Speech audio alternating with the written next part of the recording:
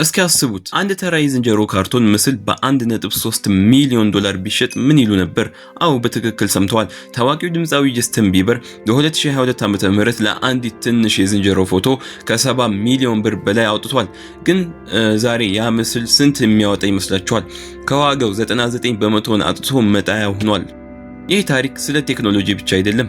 ይህ ታሪክ ስለ ስግብግብነት፣ ስለ ስነ ልቦና ጦርነት እና በሰው ልጅ ታሪክ ውስጥ በኢንተርኔት ከተሰሩ ትልልቅ የማጭበርበሪያ ስልቶች አንዱ ስለሆነው ስለ ኤንኤፍቲ ታሪክ ነው። ዛሬ በዚህ ቪዲዮ እንዴት ዓለም በዲጂታል ምስሎች አበደች፣ እንዴትስ በአንድ ጀንበር ቢሊዮኖች በነው ጠፉ የሚለውን ጉድ እንመለከታለን። ኤንኤፍቲ ወይም ነን ፌንጂብል ቶክን፣ ይህ ቃል ከጥቂት ዓመታት በፊት የኢንተርኔት መነጋገሪያ ነበር። እንደ ቢትኮይን ሁሉ ሰዎችን በአንድ ጀንበር ሚሊዮነር ያደረገ፣ ሌሎችን ደግሞ ያላቸውን ንብረት አሽጦ ሜዳ ላይ የበተነ ክስተት ነው። ብዙዎቻችሁ ምንድነው ይሄ ኤንኤፍቲ ብላችሁ ጠይቃችሁ ይሆናል። በቀላል አማርኛ ኤንኤፍቲ ማለት በኢንተርኔት ላይ ያለ የባለቤትነት ማረጋገጫ ደብተር ማለት ነው። ልዩነቱን ለማስረዳት አንድ ምሳሌ ልስጣችሁ። በእጃችሁ ላይ 100 ብር አለ እንበል። ያንን 100 ብር ለጓደኞቻችሁ ሰጥታችሁት እሱ ሌላ 100 ብር ቢመልስላችሁ ምንም ልዩነት የለውም። ምክንያቱም 100 ብር ከሌላ 100 ብር ጋር እኩል ዋጋ አለው። ይህ ፌንጂብል ወይም ተለዋዋጭ ይባላል። አሁን ደግሞ አንድ ታዋቂ ሰዓሊ ኦሪጂናል ስራ በእጃችሁ አለ እንበል። ያ ምስል በዓለም ላይ አንድ ብቻ ነው። ሌላ ምስል ብታመጡ እሱን ሊተካው አይችልም። ይህ ነን ፌንጂብል ወይም የማይተካ ልዩ ንብረት ይባላል። ኤንኤፍቲ ማለት እንግዲህ በዲጂታል ዓለም ውስጥ ያለ ምስል፣ ሙዚቃ ወይም ቪዲዮ ኦሪጂናል መሆኑን የሚያረጋግጥ አሻራ ነው። ግን ጥያቄው እዚህ ጋር ነው። ሰዎች ለምን በሞባይላቸው ስክሪንሻት ሊያደርጉት ለሚችሉት ምስል በሚሊዮን የሚቆጠሩ ዶላር ይከፍላሉ? ለምንስ ዓለም በዚህ ምስል አበደች? ይህ ጉዞ የሚጀምረው ከታላቁ የብሎክቼን ሚስጥር ነው። ታሪኩ የሚጀምረው እምነት በኢንተርኔት ላይ ሲንሸራሸር ነው። ገንዘብ ለመላክ ባንክ አስፈላጊ ባልሆነበት የብሎክቼን ዘመን ስማርት ኮንትራክት የሚባል አዲስ ፈጠራ መጣ። ይህ ቴክኖሎጂ ማንኛውም ዲጂታል ፋይል እንደ ሰው አሻራ ልዩ ዩኒክ እንዲሆን ያደርገዋል። በመጀመሪያ ነገሩ እንደ ጨዋታ ነበር የጀመረው። በ2017 ዓ.ም ክሪፕቶ ኪትስ የተባለ የዲጂታል ድመቶች መሸጫ ጨዋታ ሰዎችን ማዝናናት ጀመረ። ሰዎች የዲጂታል ድመቶችን በመግዛትና በማርባት መሸጥ ጀመሩ። ያኔ ብዙዎች እንደ ቀልድ አዩት። ነገር ግን በ2021 ዓ.ም ዓለምን ያስደነገጠ አንድ ክስተት ተፈጠረ። ቤበል የተባለ ሰዓሊ ለ5000 ቀናት በየቀኑ የሰራቸውን ምስሎች አቀናጅቶ አንድ ፋይል አደረገ። ይህ ፋይል በታላቁ የጨረታ ማዕከል ክሪስተስ በ69 ሚሊዮን ዶላር ተሸጠ። 69 ሚሊዮን ዶላር ለአንድ የኮምፒውተር ፋይል። ከዚህ ቀን በኋላ ሁሉም ነገር ተቀየረ። ኢንቨስተሮች፣ አርቲስቶች፣ ተራ ሰዎች ወደ ኤንኤፍቲ ገበያ ተሰበሰቡ። ኦፕንሲ የተባለው ገበያ ልክ እንደ መርካቶ ነበር። የዝንጀሮ ምስሎች፣ ቦርድ አፕ፣ የፒክሰል ምስሎች፣ ሌላው ቀርቶ የአንዲት ሕፃን ልጅ ፎቶ ሳይቀር በሚሊዮን ዶላር መሸጥ ጀመሩ። ታዋቂ ሰዎች እንደ ማዶና፣ ኔይማር እና ስኖፕ ዶግ የኤንኤፍቲ አምባሳደር ሆኑ። ገበያው የሀብታሞች መጫወቻ ብቻ ሳይሆን ተራው ሰው ቶሎ ለመበልጸግ የሚሮጥበት ሜዳ ሆነ። ግን ለምንድን ነው ሁላችንም በዚህ ወጥመድ ውስጥ የወደቅነው? በቢሊዮን የሚቆጠር ዶላር ወደ አየር የበነነው ለምንድን ነው? ምክንያቱም 4 የስነ ልቦና ስልቶች ናቸው። አንደኛው የሰው ሰራሽ እጥረት አርቲፊሻል ስካርሲቲ። የሰው ልጅ አእምሮ በባህሪው በዓለም ላይ ጥቂት ለሆኑ ነገሮች ትልቅ ዋጋ ይሰጣል። ለምሳሌ ወርቅ ለምን ውድ ሆነ? ምክንያቱም በምድር ውስጥ ጥቂት ስለሆነ ነው።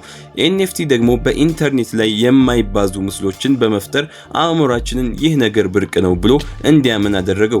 ምንም እንኳን ምስሉን ኮፒ ማድረግ ቢቻልም ባለቤትነቱ ግን የእኔ ብቻ ነው የሚለውን ኩራት ሰዎችን አሳወረ።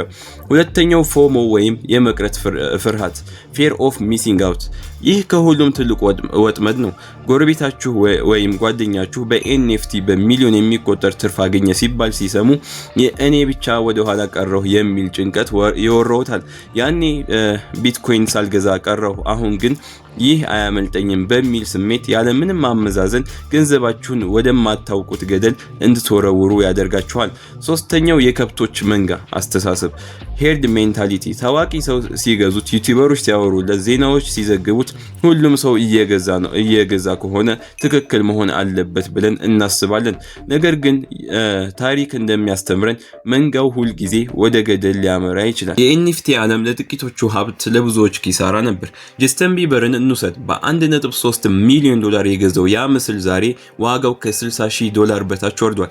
ለእሱ ይህ ምናልባት የኪስ ገንዘብ ሊሆን ይችላል። ነገር ግን ለተራው ሰውስ? በአሜሪካ፣ በአውሮፓ አልፎ ተርፎ እዚህ በአፍሪካ ውስጥ ብዙ ወጣቶች የገንዘባቸውን በዚህ ላይ አፍሰዋል።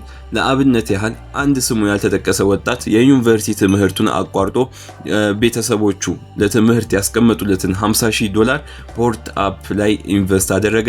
ዛሬ ያ ምስል የሚሸጠው በ$3,000 ነው። ያ ወጣት ዛሬ ያለው አማራጭ ጸጸት ብቻ ነው። ሌላው ትልቁ ማጭበርበሪያ ሩክ ቦል ይባላል። ሰሪዎች አንድ ትልቅ ፕሮጀክት እናወጣለን ብለው ያስወራሉ። በሚሊዮን የሚቆጠሩ ዶላር ከህዝቡ ይሰበስባሉ። ከዚያም ድንገት የኢንተርኔት አድራሻቸውን ዘግተው ይጠፋሉ። ገንዘቡ፣ ምስሉም ተስፋውም አብሮ ይጠፋል። በ2022 መጨረሻ ላይ ግን ድንገት ጨለማው መጣ። የኤንኤፍቲ ገበያ እንደ በረዶ ቀለጠ። ለምን መሰላችሁ? ምክንያቱም ኤንኤፍቲ እውነተኛ ጥቅም ወይም ቫልዩ አልነበረውም።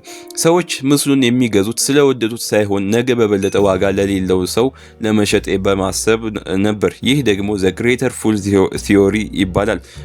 ይሄ ማለት የኔ ምስል ዋጋ ባይኖረውም ከኔ የባሰ ሞኝ አግኝቼ እሸጥለታለሁ ብሎ ማሰብ ነው። ነገር ግን ሞኙ ሲያልቅ ገበያው ይቆማል። በ2022 ዓ.ም የኢኮኖሚ ቀውስ ሲመጣና ሰዎች ለዳቦ የሚሆን ገንዘብ ሲያጡ ለዝንጀሮ ምስል የሚሆን ገንዘብ ጠፋ።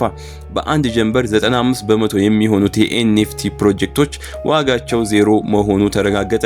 ያ ሁሉ ጫጫታ፣ ያ ሁሉ ሽልማት በአንድ ጀንበር ጉም ሆኖ ቀረ። የኤንኤፍቲ ታሪክ አንድ ትልቅ ትምህርት ያስተምረናል። በዓለም ላይ በአቋራጭና በአንድ ጀንበር የሚገኝ ሀብት መጨረሻው ውድቀት ነው።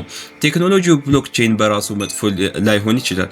ወደፊት ለቤት ባለቤትነት ማረጋገጫ ወይም ለዲጂታል መታወቂያ ሊጠቅም ይችላል።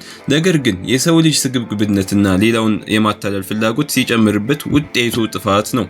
ለአንድ ነገር ልንገራችሁ፣ ማንኛውም ኢንቨስትመንት ለምን የሚል ጥያቄ ሊመለስለት ይገባል። ይህን ነገር ለምን እገዛዋለሁ? ጥቅሙ ምንድነው? ከጀርባው ያለው እውነተኛ ሀብት ምንድነው? እነዚህ ጥያቄዎች ካልተመለሱ የምትጫወቱት ቁማር እንጂ ኢንቨስትመንት አይደለም። ዛሬ የዝንጀሮ ምስል ዋጋ አጥቶ ሊሆን ይችላል። ነገር ግን ነገ ደግሞ በሌላ ስም፣ በሌላ ቴክኖሎጂ ተመሳሳይ ወጥመዶች መምጣታቸው አይቀርም። ማስታወስ ያለባችሁ ነገር ቢኖር አጭበርባሪዎች ሁልጊዜ የእናንተን የሀብት ጉጉት ሀብታም የመሆን ጉጉታችሁን ተጠቅመው የራሳቸውን ኪስ እንደሚሞሉ ነው። እናንተስ ምን ታስባላችሁ? ኤንኤፍቲ ለእናንተ የጥበብ አብዮት ነበር ወይስ የታሪክ ትልቁ ማጭበርበሪያ? በእንደዚህ አይነት በአቋራጭ መበልዘቅ በሚሉ ወጥመዶች ውስጥ ወድቃችሁ ታውቃላችሁ ወይስ የሚያውቁት ሰው አለ? አስተያየታችሁን ከስር በኮሜንት መስጫው ላይ አስፍሩልኝ። የእናንተ ተሞክሮ ለሌሎች ትምህርት ሊሆን ይችላል። ይህ ቪዲዮ ጠቃሚ ሆኖ ካገኛችሁት ላይክ ማድረጋችሁን አትርሱ። እንዲህ አይነት ጥልቅ